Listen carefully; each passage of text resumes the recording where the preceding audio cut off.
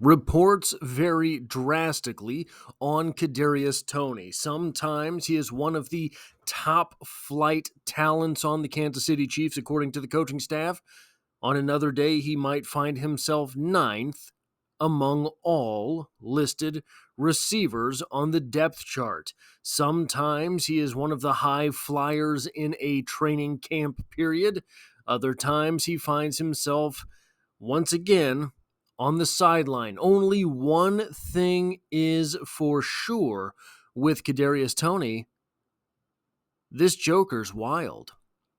Welcome to the show. We have to go over some things with Kadarius Toney here today. I am coming to you because I find myself being a bit of a hypocrite, and in order to combat that hypocrisy, I am going to travel further down the sullied road of hypocrisy today. But I often say how much I despise the national media, how much I can't stand most of the print media as it is today. Even the Kansas City Star, not printed in Kansas City, even the Kansas City Star, probably not worth the ink that's used to print it. So, I have, in my quest to make this channel as thorough as I know how, I try to always bring you a source, some numbers, and an opinion. All too often, that source has been mainstream media. I should be sourcing other YouTube channels. I should be creating further dialogue within the community. I'm going to start that a little bit today. I was able to catch the all Chiefed up stream from, I believe it was yesterday. I may have caught an older one. I'm not 100% sure. It's very difficult to keep up with everything that's going on. But I heard those guys talking about Kadarius Toney, and look, I don't think there is any thought that could be had about Kadarius Toney that hasn't occurred to all of us at some point or another, right? If there is a Kadarius Toney spinning wheel, like, is it The Price is Right that does that, or is that Wheel of Fortune? I can't remember, but the thing is spinning, right? And it's got all the little slots on it like a pizza. If there is a Kadarius Toney pinwheel, all of us have been on every one of those slides at some point in time. Oh, he's going to save the Chiefs' offense. He's the greatest thing ever. Look at that guy move. Why can't he catch? He was born with 9 thumbs. Go ahead and cut him. The only difference between any of us on the Kadarius Toney topic is where that wheel has stopped, right? So the funniest thing in listening to that segment on their show from yesterday was basically they went through the entire gamut of emotions, just like all of us, at one point or another. But I am here today to defend Kadarius Toney. I am here to defend maybe not keeping Kadarius Toney, but I am certainly here to defend the practice of practicing Kadarius Toney, the idea that is Kadarius Toney. In an article from this past July in Sports Illustrated by Joshua Briscoe, I wonder how he got that gig, right?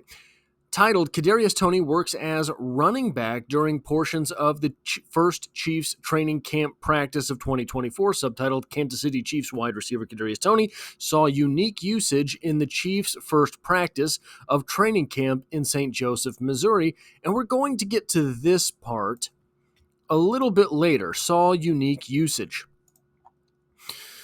Why this may or may not be a big deal for Kadarius Toney. As is well established, Toney needs to show a spark and stay healthy in camp this year, already failed, to secure a roster spot on the team that proceeded without him through a Super Bowl run in last season's playoffs. I chose Toney as the Chiefs player on the roster bubble most on the roster bubble, leaving him in charge of his own fate in St. Joe. After struggling with drops last season, using Toney as a ball carrier makes sense, and the Chiefs have more holes at running back than at wide receiver at this point in the preseason. Toney took 11 carries for 31 yards in Kansas City last year. We'll get back to this as well. So this isn't a completely new way for KC to explore his usage. With a true battle brewing for the Chiefs' third and or fourth running back spots, Toney could be a weapon catching passes or getting into open space out of the backfield. Would the often injured Toney be able to handle a full running back workload or pass protection responsibilities? It's hard to project that confidently. But in what could very well be Toney's last chance to impress the Chiefs, it makes perfect sense that the team would test all avenues to find a way to use Toney's physical tools before deciding if the reclamation project has ended. Now, this idea that Kadarius Toney would be a running back is, in my opinion, folly. I think that he would be the quote-unquote gadget guy. I think that he's going to be lining up all over the field so that you think the Kansas City Chiefs are in a 5 wide receiver set, but oops, KT's in the backfield, something like that. You think that they are in two tight end, 3 wide receiver sets, definitely a pass, but oops, Kadarius Toney's in the backfield. Things like that. Here are some interesting stats. Last season for the Kansas City Chiefs, Kadarius Toney carried the ball more than any other non-running back for the Chiefs. 11 carries, 31 yards, 0 touchdowns. Sky Moore was second, 3 carries, 23 yards, no touchdowns. Rashee Rice had a carry, though if I'm not misremembering that, it was a lateral. It was not a handoff from the quarterback. I think Rashee Rice caught a pass behind Patrick Mahomes, but it went for -3 yards, no touchdowns. Mecole Hardman had 1 carry for 3 yards, no touchdowns, giving the Kansas City Chiefs a total of 16 carries from wide receivers for 54 yards. Okay, something worth looking at. That comes out to about 1 carry per game. 17 games, 16 carries. In 2022, Kadarius Toney once again led the Kansas City Chiefs non-running backs, non-quarterbacks as well, I guess I should clarify, with 5 carries, 59 yards, and a touchdown. Mecole Hardman had 4 carries, 31 yards, 2 touchdowns. Sky Moore, 3 carries, 24 yards, 0 touchdowns. MVS had a carry for -3 yards and 0 touchdowns. Probably, again, MVS.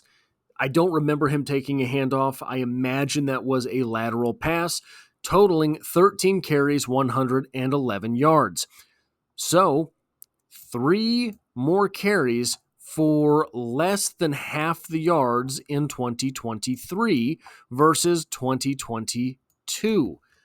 In my opinion, what that mostly comes down to is general ineffectiveness from the Kansas City Chiefs offense. Nothing really worked for the Chiefs in 2023, and when that cavalcade of whimsy starts to cascade, all it does is suck. No one is afraid of your passing game. No one is afraid of your running game. No one is afraid of anything. They get to crowd the line, and it just feeds on itself. In 2021, Tyreek Hill's last season with the Chiefs, Tyreek Hill had 9 carries for 96 yards, 0 touchdowns. Oh, right, real quick. In 2022, 13 carries, 17 games, a little less than 1 per game. 9 carries, 96 yards, 0 touchdowns for Tyreek Hill in 2021. Mecole Hardman had 8 carries, 46 yards, 0 touchdowns, 17 carries, 142 yards. I believe 2021 the first 17-game season, or was that still a 16-game season? I can't quite remember off the top of my head. Anyway, 16 or 17 games, 17 carries, approximately 1 per game. 2020, Tyreek Hill, 13 carries, 123 yards, 2 touchdowns. Mecole Hardman, 4 carries, 31 yards, 0 touchdowns. Sammy Watkins, 1 carry, 3 yards, for a total of 18 carries, 157 yards. That's a pretty good average. You're factoring Tyreek Hill into that, obviously, and Tyreek Hill was very good at running the football. 2019, Tyreek Hill, this is getting tedious, I understand, but I'm getting to a point, I promise. Tyreek Hill, 2019, 8 carries, 23 yards, 0 touchdowns. Mecole Hardman, 4 carries, 17 yards, no touchdowns. Sammy Watkins, 2 carries, 12 yards, no touchdowns. 14 carries, 52 yards. What a far cry from 18 carries, 157 yards. Top of my head, 2019, very rough year for the Kansas City Chiefs offense. 2020 was a bit of a rebound. 2019 was Patrick Mahomes' second year as a starter, where he crashed in his statistical output from that miraculous 2018 season.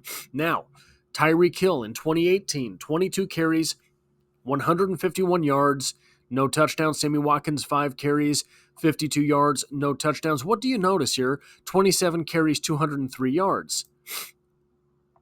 The Kansas City Chiefs are coming to this season from an Alex Smith offense, which was very much more run-oriented.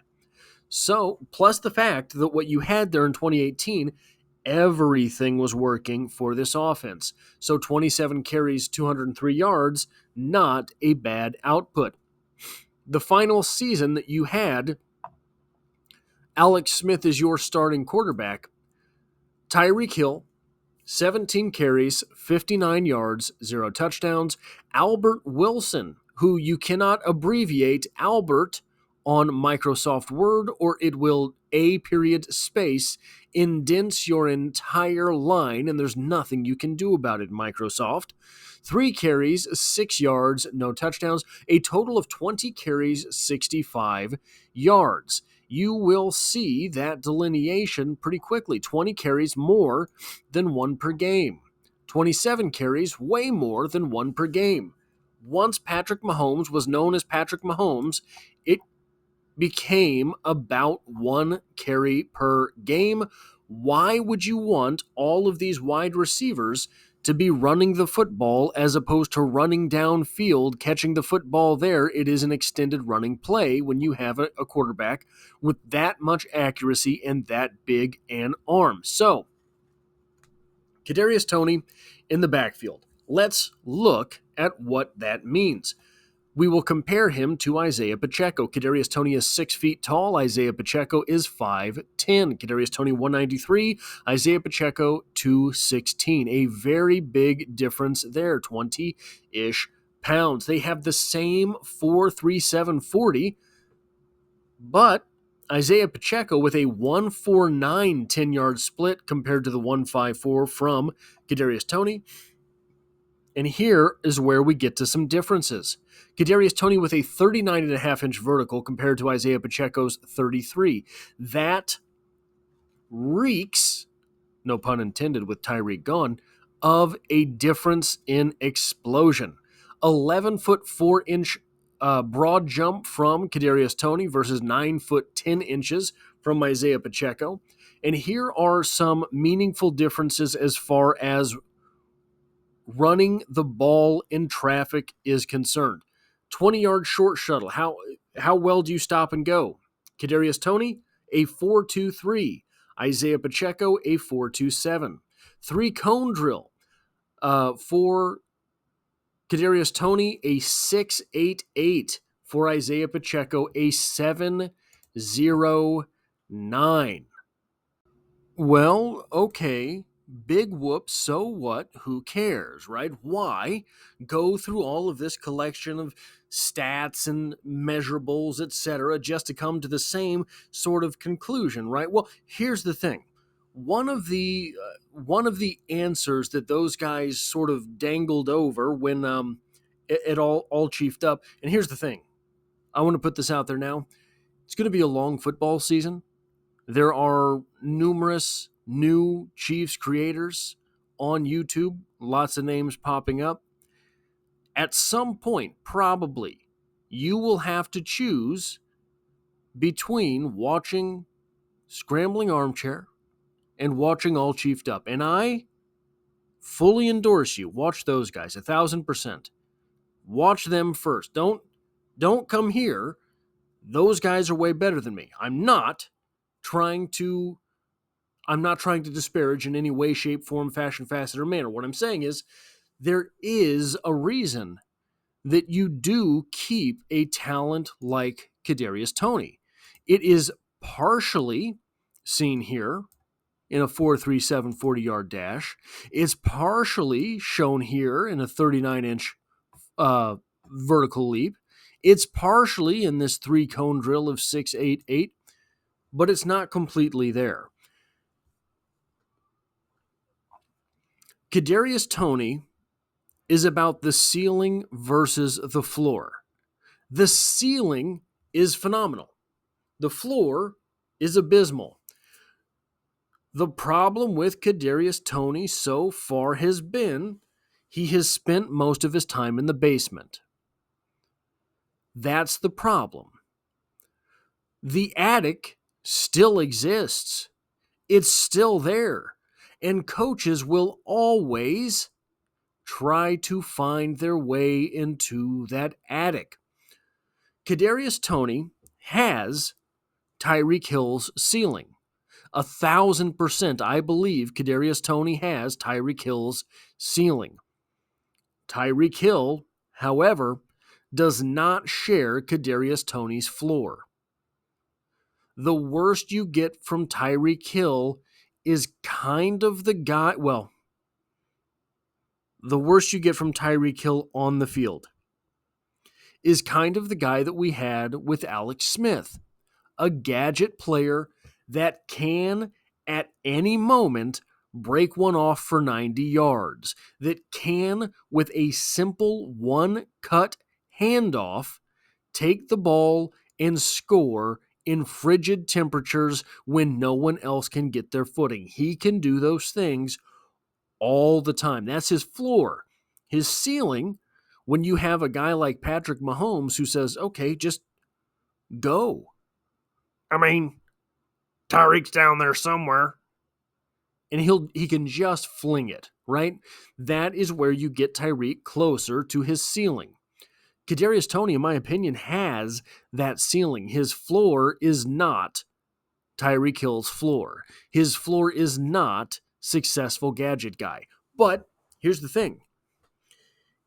Let me grab something real quick just to see. Here is Kadarius Toney's floor. Here is Kadarius Toney's ceiling. Here is Tyreek Hill's floor. Here is Tyreek Hill's ceiling, right? So here's Tyreek's floor. Here's Kadarius Toney's floor. We can still get up to Tyreek's floor.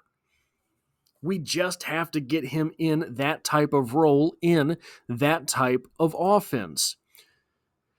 Now, I'm going to bring up an example extracurricular to football, and I know, shout out to Shakira, sometimes this gets me in trouble. There is a stock in my portfolio. I don't have a big portfolio, but I've got a couple stocks called Palantir, PLTR.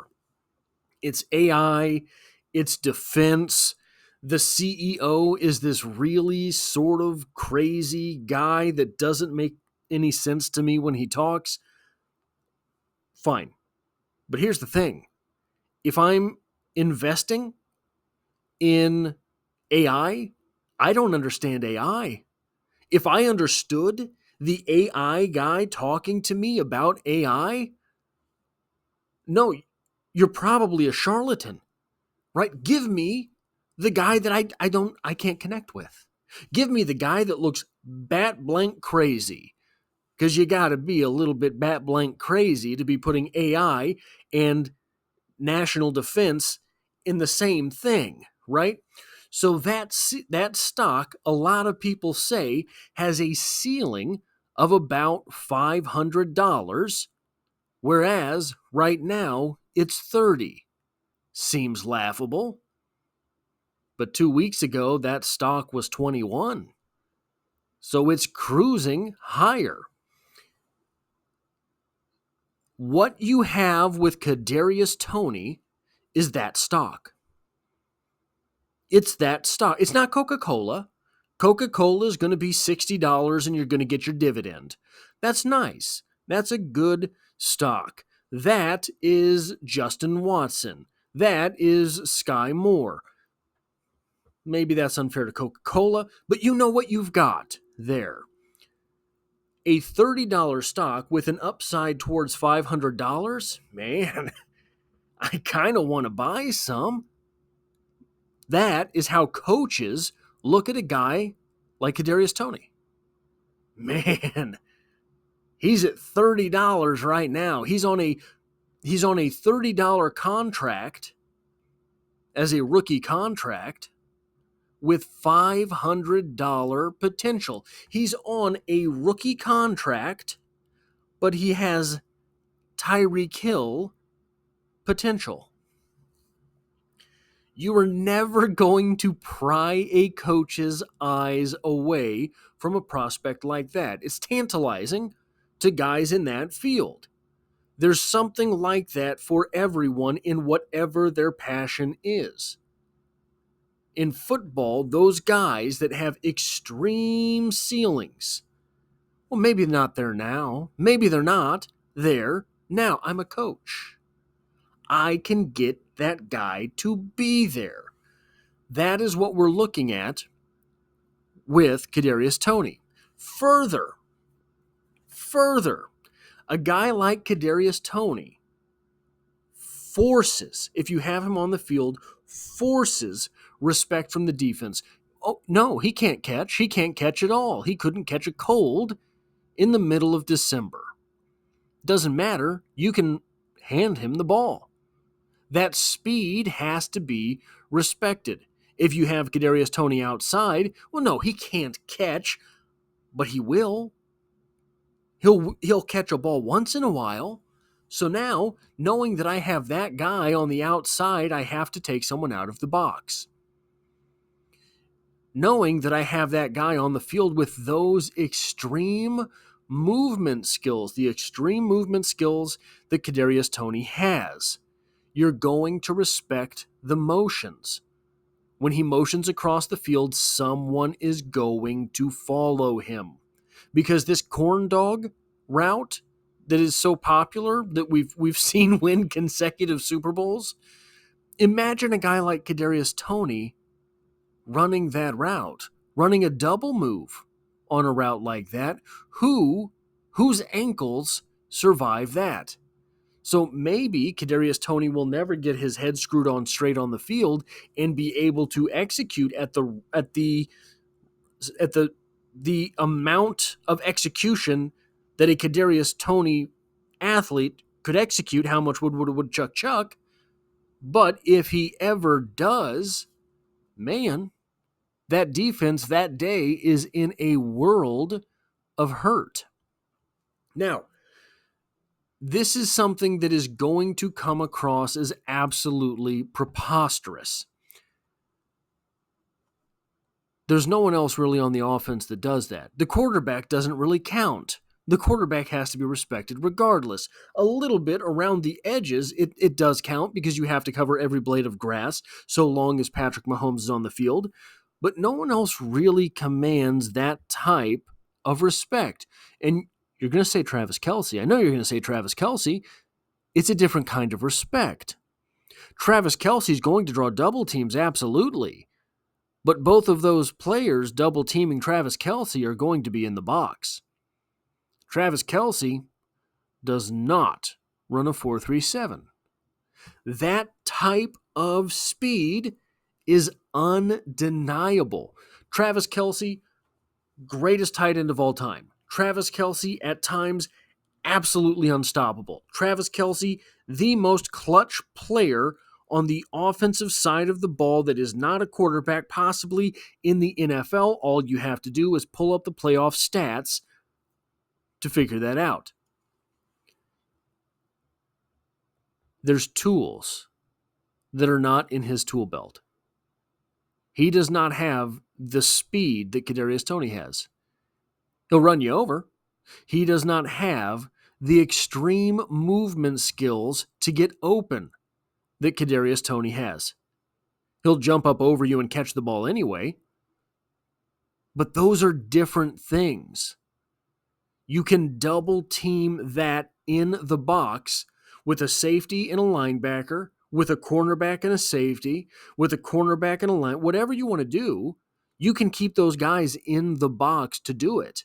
So that once Isaiah Pacheco gets the handoff, there's another body in the box. But especially now, with Hollywood Brown, eventually, with Xavier Worthy, with Kadarius Toney all on the field, there's not a whole lot of 9-man boxes there. There's not a whole lot of stacking the line there. So I think that this is why the prospect of Kadarius Toney, the specter of Kadarius Toney, is so ever long here in Kansas City, and I don't think it will be easily parted ways with.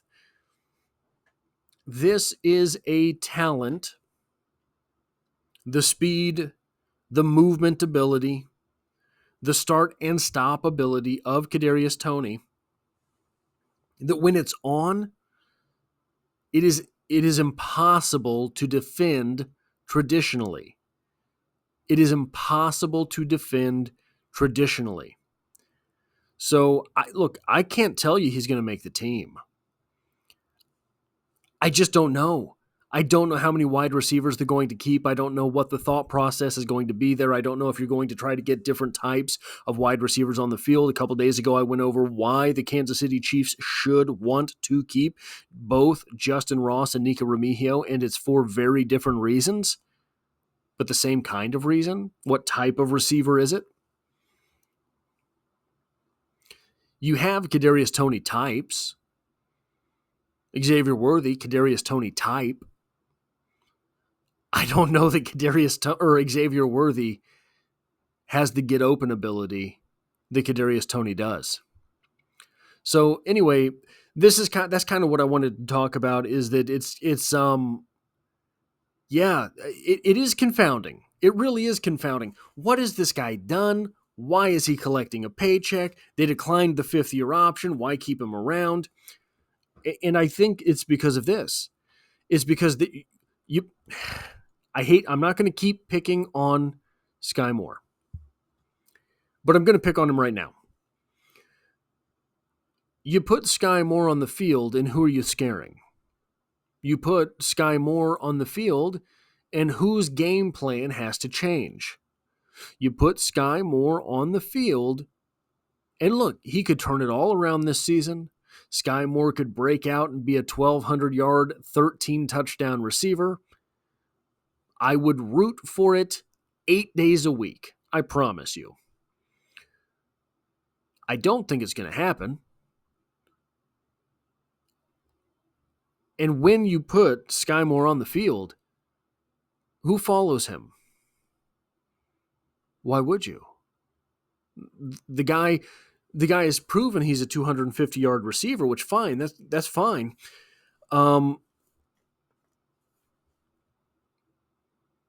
Kadarius Toney hasn't really even done that. But you look at Kadarius Toney and you know, all I have to do is grant him this one step. All I have to do is get beat by one step here, and he's gone. That safety's not going to catch him. Sky Moore, you don't have to worry about that. Justin Watson, you don't have to worry about that. Justin Ross, I don't think you have to worry about that. Now, that's after the ball is in his hand. Justin Ross is going to moss some people on the way. Nico Remigio, I don't think you have to worry about that. Xavier Worthy, you do. Hollywood Brown, you do. Well, I mean, Xavier Worthy, presumably you do. Hollywood Brown has proven it. But I think, yeah, this is why you keep a guy like Kadarius Toney, at least as long as you can't come up with reasons to keep him around.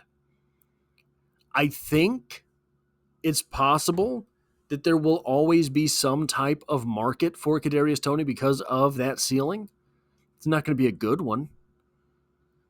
You kind of hope that he does enough to make the roster, because any type of trade value you get for him is going to be greatly diminished, but I think it'll be there. I think. Anyway, that's all I have for this video. If you like or appreciate what it is that I do here, hitting the like button really does help me out, as it tells YouTube to share this video with other Kansas City Chiefs fans. If you find yourself here by chance but not design, the Kansas City Chiefs are the only thing I talk about on this channel, dropping multiple videos every single week. And hit the subscribe button, stick around, because I'd like to have you back for the next one.